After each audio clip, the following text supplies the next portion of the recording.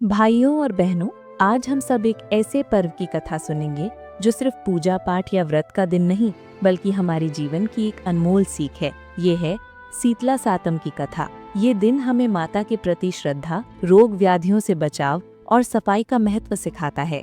तो आइए कथा आरंभ करते हैं। एक छोटा सा गांव, चारों ओर हरे भरे खेत, मिट्टी की सौंधी खुशबू। सुबह का समय है। आज शीतला सातम का दिन है। घर घर में लोग ठंडा भोजन खाने की तैयारी में हैं। रसोई में आग बुझी हुई है क्योंकि इस दिन चूल्हा नहीं जलाया जाता। सभी घरों में कल ही रोटला, बाजरे की खिचड़ी, दही और चटनी बनाकर रखी गई है। गांव के एक घर में गोपीबेन नाम की एक बुजुर्ग महिला अपनी पोती मीरा के बाल संवार रही हैं। मीरा जिज्ञासु है, पूछ बैठती है, दादी आज हम ठंडा खाना क्यों खा रहे हैं? आग क्यों नहीं जला रहे? गोपीबेन मुस्कुराती हैं और कहती हैं, बेटी ये माता शीतला का दिन है। आज हम ठंडा भोजन करते हैं क्योंकि माँ ठंडा पसंद करती हैं। ये हमें एक सीख भी देती हैं कि बीमारियों से बचाव के लिए सफाई और अनुशासन जरूरी है। मीरा फिर पूछती है, लेकिन माँ शीतला कौन है दादी? गोपीबेन आसमान की ओर देखती हैं और धीरे धीरे बोलना शुरू करती हैं। बहुत समय पहले सुरपुर नाम का गाँव था। वहाँ माता शीतला की भक्ति हर घर में होती थी। लोग मानते थे कि माँ बच्चों को बीमारियों से बचाती है। जो माँ की पूजा करता उसका घर खुशहाल रहता। लेकिन उसी गांव में एक अमीर व्यापारी रहता था, महादेव शाह।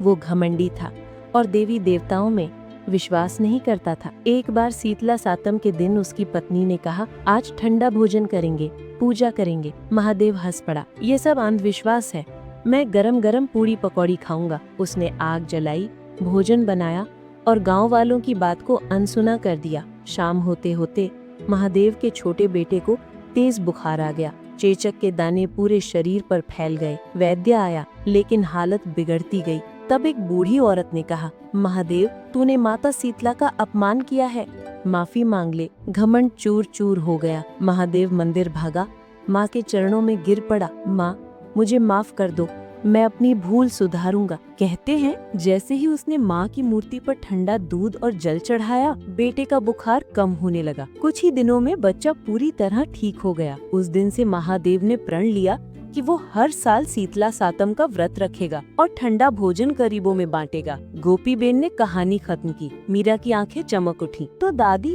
इसका मतलब अगर हम माँ का सम्मान करें तो वो हमें बीमारियों से बचाती है? गोपीबेन ने सिर हिलाया। हाँ बेटी, और ये त्योहार हमें सिखाता है कि सफाई और समय से भोजन कितना जरूरी है। गांव के लोग एक साथ इकट्ठा हुए। माँ शीतला की मूर्ति को फूलों से सजाया गया। दही चूरमा का भोग चढ़ाया गया। सभी ने मिलकर माता का गीत गाया। ठंडा भोजन सबने मिल बांट कर खाया और ये विश्वास घर घर में गूंज उठा कि माँ का आशीर्वाद हमेशा साथ रहेगा। भाइयों और बहनों, शीतला सातम सिर्फ पूजा का दिन नहीं, ये हमारे जीवन का एक नियम है। स्वास्थ्य सबसे बड़ा धन है, सफाई सबसे बड़ा बचाव है और माँ का आशीर्वाद सबसे बड़ी ताकत है।